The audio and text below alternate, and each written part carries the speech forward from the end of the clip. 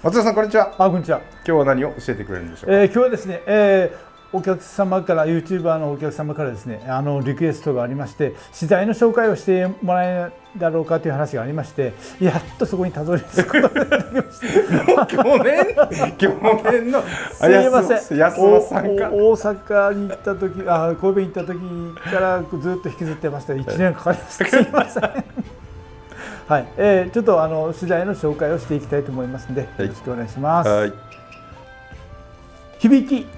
に使ってるバークですね。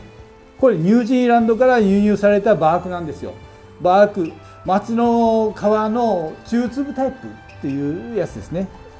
こんな感じです。中粒タイプです。今ほとんどですね、コチョウラン農家とかシンビジウム農家が使っていますね。バークチップで、これはもうアク抜きされていますんで、そのまま使っても全然平気です。特に響きの場合、これ単体でも十分育ちますんで、はい、生産者の方もこれ単体で使っております。そういうところで、バークなかなか手に入らないという方が多いんで、はい、うちもですね、ある程度10リッター間隔で発送できるような形でやりたいと思いますんで、これもですね、クルカル村さんの販売所の方で販売できると思いますんで、そこ辺をチェックしてみてください。はい、バークチップ、これは特にニュージーランドから輸入されたバークチップですね。これ今主流に使われているのは響きですね。デンドロビウムの響き、あとコチョウラン農家、あとシンビジウム農家がこれを主に使っていますね。で、今これはですね、水苔上からこれに変えたりとか、そういった形が結構多いのかなと思っていますね。はい、とこの場合にはですね、水抜けがすごくいいんですよ。水がさっと抜けますんで、ですから乾きも早いんで、そこには水をちょっと多めにあげたらいいかなと思います。はい、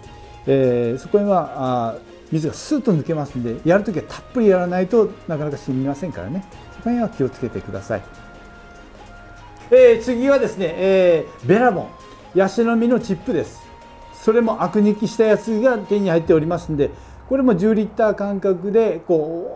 販売していきたいと思っています。これは特に今ですね、デンドロビウムは主に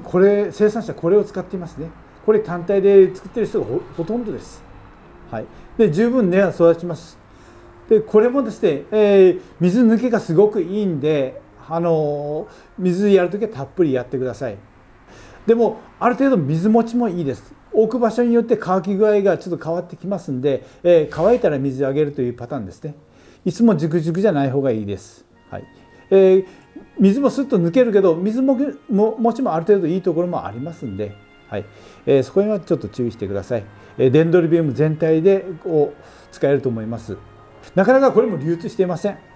ですからクルカル村さんのチャンネルでですね、これも紹介していきます。10リッター間隔で出していこうと思っておりますんで、そこにはまたチェックしてみてください。クルカル村さんの販売所の方で販売していきますんで、今ですね、このベラボンとバークとボラ土をブレンドした土で今栽培実験しています。今順調に育ってはいますけれども、もうちょっと様子見た方がいいのかなと思いますので、結果をですねちゃんと確認してから皆さんにお知らせして紹介していきたいと思っています。今のところですね、響きもやっていますし、デンドロビウムもやっていますし、キンギアナもこれで植えて、ブレンド土で植えております。それも調子がいいんで、それが安定してきたらですね、皆さんに紹介していきたいと思います。これもですね、今年の春には大体の結果が出ると思うんですよね。根の張りも今のところいいんで、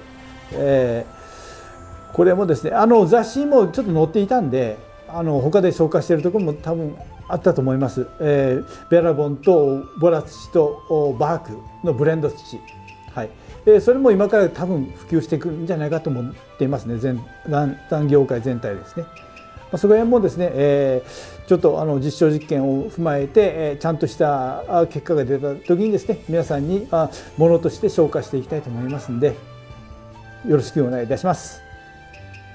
これからもですね、ちょうど植え替え時期になりますんで、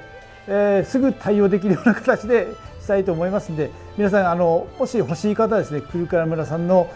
販売所の方で、チェックして値段とか確認していただいて注文いただければ即送れるようにしていきたいと思います。そういうところで、今回はですね、バークとベラボンと紹介いたしました。はい、くるから村さんの販売所でチェックしていただいて、ぜひご注文をしていただければすぐ対応しますんで、よろしくお願いいたします。ありがとうございました。